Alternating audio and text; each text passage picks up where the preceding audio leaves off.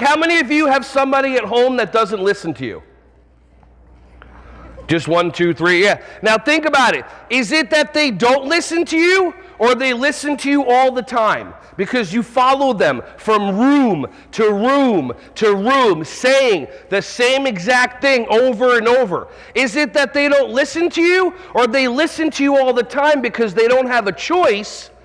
They're just not doing what you want them to do because you haven't figured out a reason how to get them to do it. Like, how many of you still believe that kids are going to do what you tell them to do because you're an adult, because you're the teacher, because you got a degree? How many of you, your brain says that to you? And how's that working? How many of you have said to one of your kids, "Are you being a good listener? Do you have your listening ears on?" And the kids look at you confused. Like, the kids look at you, it's like, "Why do you keep saying I'm not being a good listener? I hear every word that you say. I hear you even in the corner of the room where the camera can't see you when you're voice messaging all your friends." They hear you all the time. Where is it in life that we took being a good listener and following directions and made it mean one thing? See, it doesn't make sense. That is choosing how to communicate to a child, win, lose. How many of you have kids that run up to you in the morning when you see them? How many of you have kids that run and they hug you and they love you? If your own kids at home would treat you that way, you'd actually like your own kids better.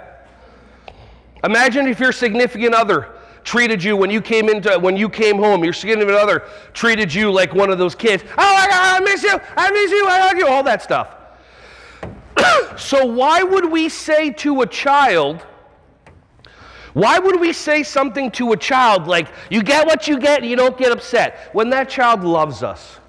Why would we say to a child, "Are you being a good listener? You don't have your listening ears on"? When we say things like that, are we doing it from love, or are we doing it from somewhere else? We're doing it from somewhere else, and it's not love where the heart exists. It's from our brain. And our brain is only wanting one of two things for you: keep you safe and prove you right. How many of you like to be wrong? Raise your hand. How many of you like to be right? Raise your hand.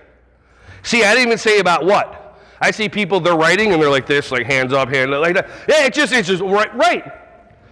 We're human beings. We don't like to be wrong. We sacrifice love. We sacrifice happiness. We sacrifice